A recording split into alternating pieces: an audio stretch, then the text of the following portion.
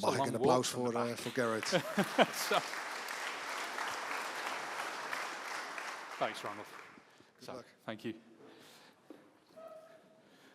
It's a considerably longer walk than I thought it was going to be from the back to the front then, so I'm sorry to make you all wait while I was coming up. So thank you for the kind introduction, and I'm going to start with just a quick apology in terms of the fact that you can probably tell from my accent that I'm definitely not Dutch, and I cannot speak Dutch. So I'm from the UK, the very sunny place, obviously. But I'm hopefully here to talk to you about a couple of things that should be quite important. So I'm from Stellar Cyber. We're part of the kind of defensive posture stack at Access 42. And what we are is essentially an open XDR platform. So today what I'm going to do is talk to you a couple of bits and pieces about kind of some changes that we're seeing on the horizon, some potential solutions to the problems that we see that are out there, and why kind of the whole way that we actually approach cybersecurity kind of has to change from a very linear process that we look at the moment to much more of an iterative and continuous change process as it goes through. So what we do see is large changes on the horizon that are coming. And one of the things that I want to talk to you today is about how perimeters are no longer kind of like the traditional defenses that we used to think that they were. So like when we first started building defenses and how we would kind of defend against invaders or attackers, be it physical or be it in the cybersecurity sector, we essentially used to build a big wall for things. We'd put a firewall in place, or we'd be able to put a moat. Well, we'd dig a moat around things and make it hard for people to get into something. So the problem that we now have is those kind of traditional walls don't really apply anymore. So we don't see that perimeter as a firewall anymore. We can't just wall ourselves off. We can't just stop things from coming in, because that's not where the attack vector now comes from. Often, it is actually just a login screen that would be like a new attack vector. So it's got to change. We've got big things like siloed security taxes. We've got identity gaps. We've got like things that we observe and then try and execute along the way. And how do we actually change from kind of a defensive stance that is very reactive to something more proactive? So the first thing that I'm hoping to talk about is this perimeter and how the perimeter is changing along the way. So what that actually looks like is, I like to call it a bit of a ghost town, because kind of that reality that we face today is the traditional approach has gone. The perimeter is very much dissolved, and we often now operate in a very borderless kind of identity-driven landscape. And what we actually saw last year from like a lot of the research papers that were done was that we saw a massive shift in like the tradecraft that attackers were using. So they stopped trying to break into things. They stopped trying to just hack into something. They didn't like load up a WordPress site and then just try and hack the WordPress site anymore. But what they did instead was they shifted dramatically to stealing credentials and to stealing essentially verified logon information.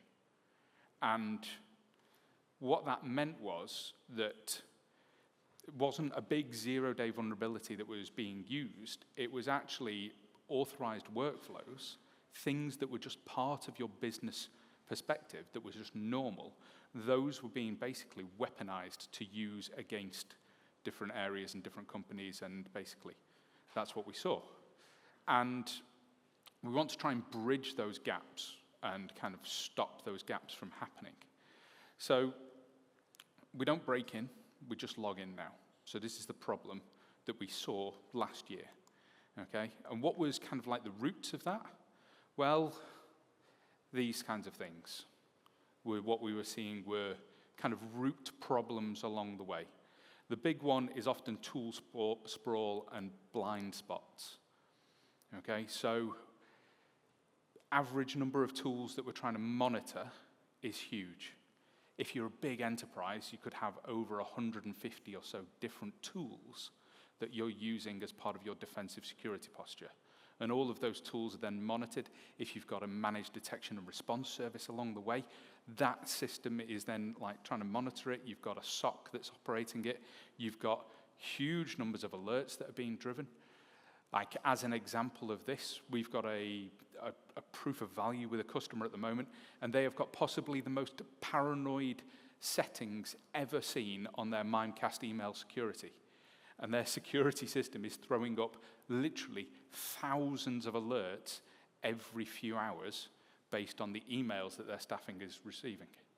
Now, obviously, not all of those are legitimate, but in a sea of thousands and thousands of alerts, if one of them is legitimate, it's very easy to miss when we've got huge amounts of noise. And noise is driven by silos. It's driven by things not talking to each other properly. It's driven by settings not being correct. It's driven by kind of security tooling that's not being managed effectively along the way. And along the way of this, you have this one at the end, which is huge operational impact. When you've got lots and lots of different screens, lots of logins, lots of people trying to manage something, we get a huge operational impact. And one of the big ones there is the fact that we actually burn people out quite substantially. So that leads to a big problem along the way, because what we actually want with the industry is people who are coming in. I see a few students in the room today, but people coming in who are young and fresh and then don't get burnt out by a system that throws thousands of things at them continuously.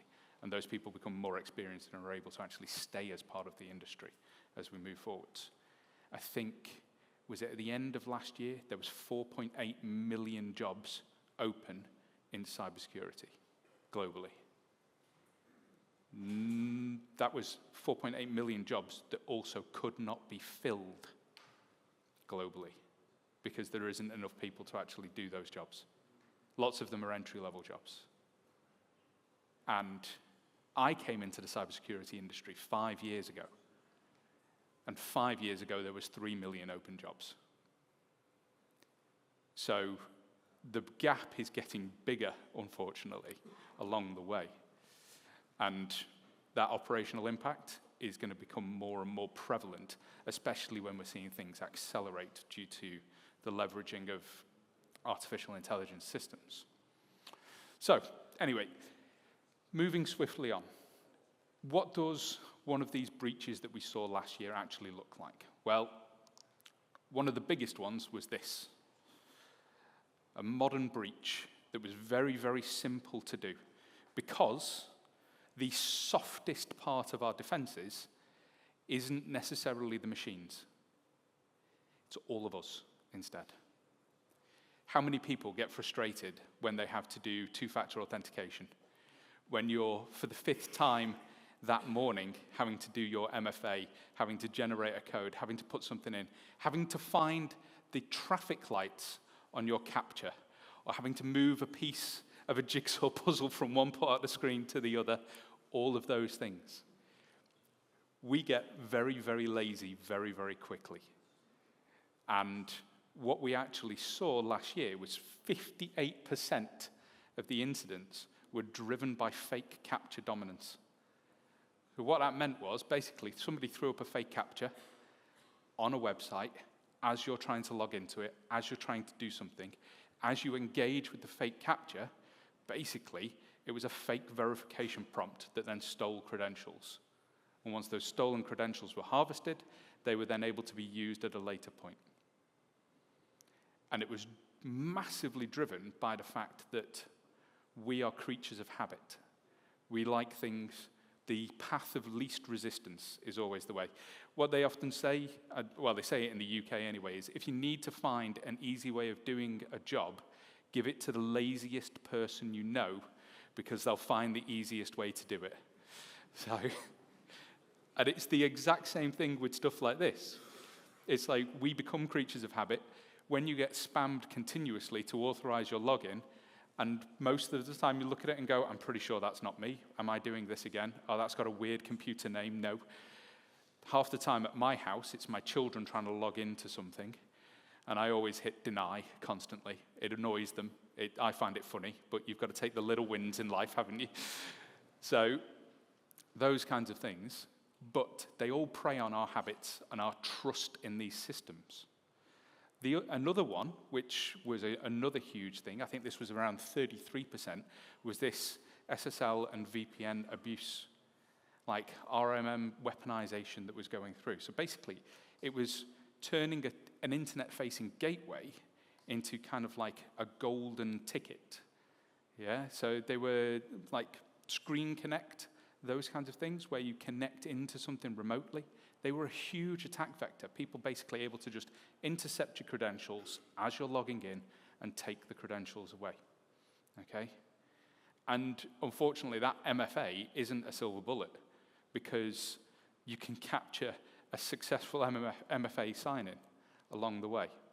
And they're not breaking any big locks. They're not doing anything massively complex here. It's actually relatively easy to do this kind of thing and capture those kind of credentials and hide them and then use them at a later date. Now, that's the reason that these accounted for so much, was because they were relatively easy to do. But there is stuff out there that's also exceptionally complex along the way. So an example of that is something like this, okay? Ether hiding and using the blockchain for essentially command and control. And this was a really, really interesting one. Basically, some people, let's face it, criminals, unfortunately, are exceptionally clever. Like, they're very good. There's no denying that. The guys who come up with these systems are gifted. It's just a shame that sometimes they're on the wrong side of things, should we say. So this was an example of huge level sophistication.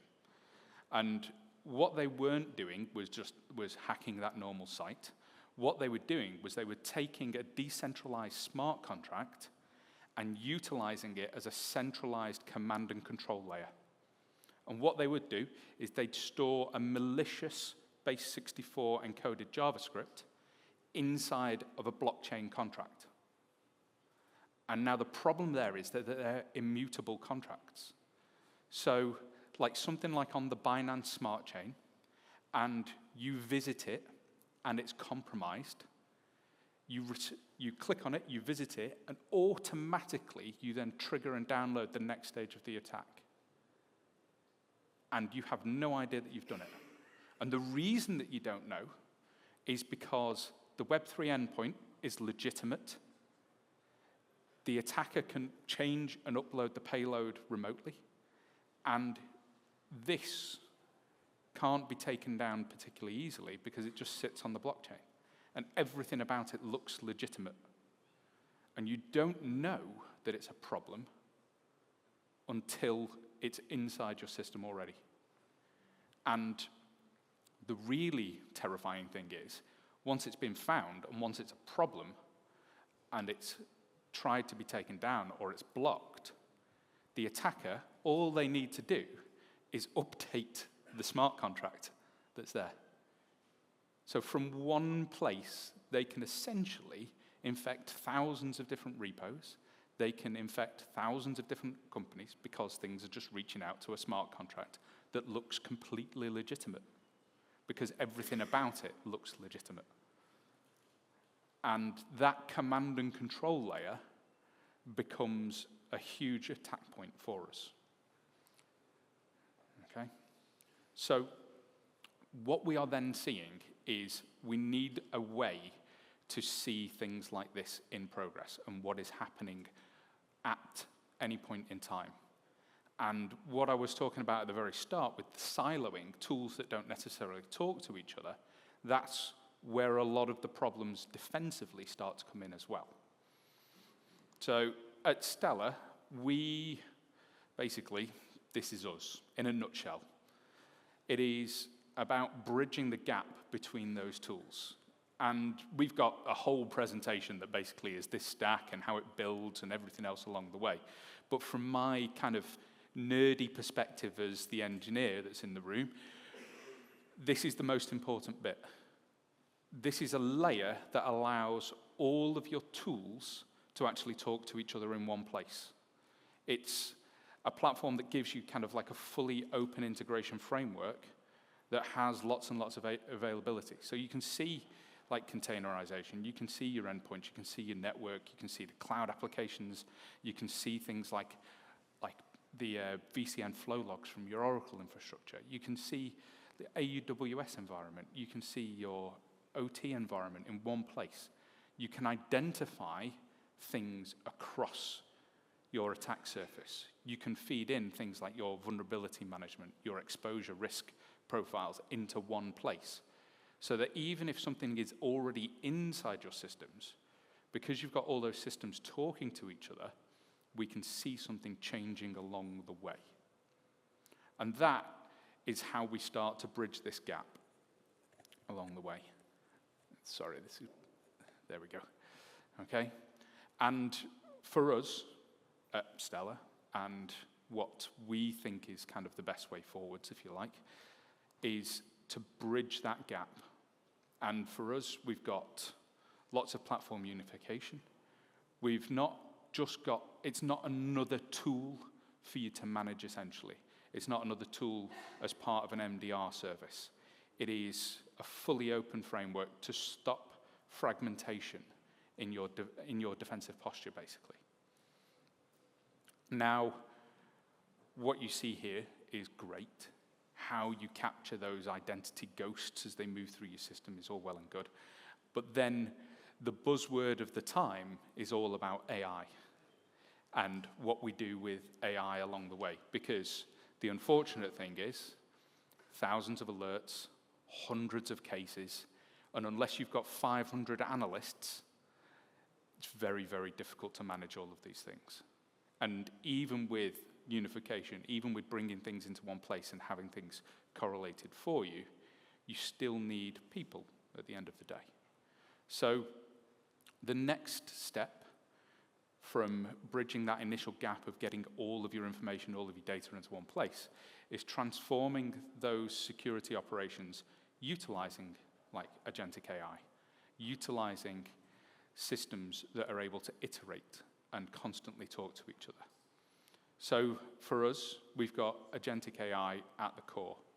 We have efficiency at scale, and most importantly, we still have a person in the loop, because we don't want the AI to just do whatever it feels like doing. I don't know if anybody saw the recent study where they let AIs loose in their own little environments to see what they would do, whether or not they'd be able to build democracies or anything else like that. I think Grok was the psychopath in the room, because basically it killed the entire world within 4 days. So we might not let that one loose, shall we say. But there was other ones that did a lot of other things as well. But keeping people in the loop, I think, is possibly that most important bit there of that.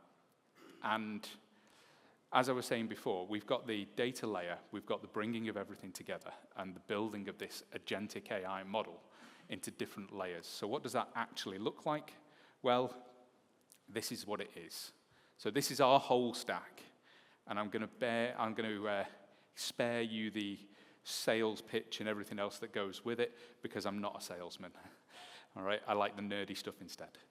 But nothing works without that bottom bit.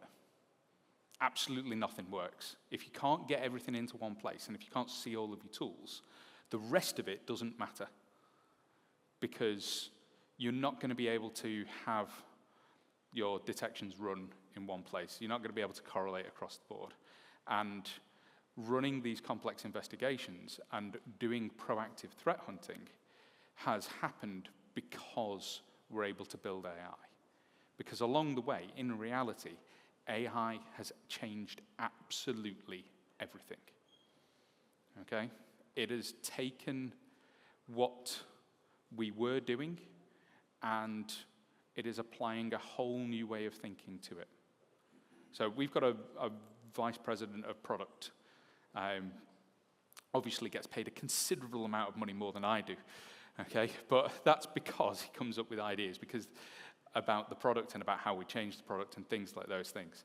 So like historically, like our attackers, he was talking about how they used to have to reverse engineer systems, how they would have to study software and the behavior of that software, how they would have to understand the CVE library and different dependencies along the way, and how we then chain those exploits together. Now, an open source AI model does that for you in 5 minutes. An attacker doesn't have to sit there for days trying to work something out anymore. They feed it into an open source LLM, yeah, that they run locally on their laptop. They don't even have to talk to a cloud for it. And basically, they can find software dependencies. They can find documentation. They can find all of these things for us, or for themselves, straight away. So before the AI kind of came into this, everything was very manual. Everything had to be done by a person. Now, you run the AI, and it builds everything for you. You find all of the problems, and then the consequence is that you can exploit those things as well. And now, for us, that's problematic as defenders. And what it means is that this doesn't work anymore. From just a pure SOC perspective, where we detect, correlate, triage, escalate to somebody who knows more about it than we do, investigate, and then finally respond, it doesn't work, because the attackers are no longer having to wait to exploit the next chain in their the next stage of their attack. The offensive tool weaponization that is AI-driven doesn't wait until the next day to do something because it needs a nap along the way. It's like a caffeine-fueled attacker on steroids, this thing, because it doesn't ever stop. I think the first pure-driven AI attack that happened earlier this year infected over 1,000 different repos in under 30 minutes. And there was no human interaction, no human driver at all, constantly iterating on its own to drive the infection. It's almost like the Terminator and Skynet was let loose for a period of a day. And that's what we saw. We saw it just infecting continuously without anything else. And that's a massive problem, because for us, what we do is we ask questions a lot of the time. We look for a detection, we look for a correlation, we ask a question about what we're seeing in front of us, and then we try and find a solution to it. And the problem there is it takes time. And so, therefore, we need to change what the SOC does along the way as part of that. So, the autonomous SOC, so the AI-driven, automation-based thing, in reality, is all about time. It's all about clocks. It's all about how quickly we can do something, because the attack time has been compressed so drastically that the person in the room doesn't keep up anymore. It takes us time to read something. Now, I'm assuming that probably 95% minimum people in the room here, you're listening to me in English, which is not your first language. It takes time for you to then process it, understand it, convert it back to Dutch or convert it back to another language, if like Dutch is your third or fourth language or whatever it is along the way. And that takes time and it takes a moment. It's exactly the same thing when you're reading something and when you're trying to decipher information that's in front of you. It takes time for us to process. And it takes time for us to do something. So we're the pace. We set the pace of something for our defense. And that's hard because we all work at different rates. We all need to stop. We all need to take a break. At the end of a day, we've all suffered from being absolutely destroyed because it's been a really tough day. And unfortunately, you're 8 hours into a day, and then an attack happens. You're going to be slower than you were at the start of the day, and you're going to be considerably slower than the machine that is actually driving the attack at that stage. So we have to change the way the operation actually works for this. So it can't be a single point anymore. And it can't be a linear workflow either. I can duck out of the way if you need. So, I'm aware I don't make a very good window, do I? I'm a really good doorway, but rubbish at being a window. So no longer can this be like One Direction, okay? Obviously not my favorite band of all time. I'm a bit too old for that kind of thing. But this is much more of an iterative process. So it goes round in a circle. We have to gather external context on demand. We have to basically push like prioritization. Like we need model improvements that run along the way. We have to be able to summarize very, very quickly, detect and investigate, reinvestigate, triage, all at the same time. And that's where those agentic AIs start coming into play, very drastically within the SOC. So it's able to then do all of these things, different agents doing it, different agents being able to then present information, and at the end of it, it's not a single system. It's multiple systems working in concert with each other to drive the SecOps response, okay? Now, like I said a minute ago, we don't want to let Grok loose on this because it'll just delete everything and go, everything's fine now. We've destroyed the world and it's all good, no more hackers, great.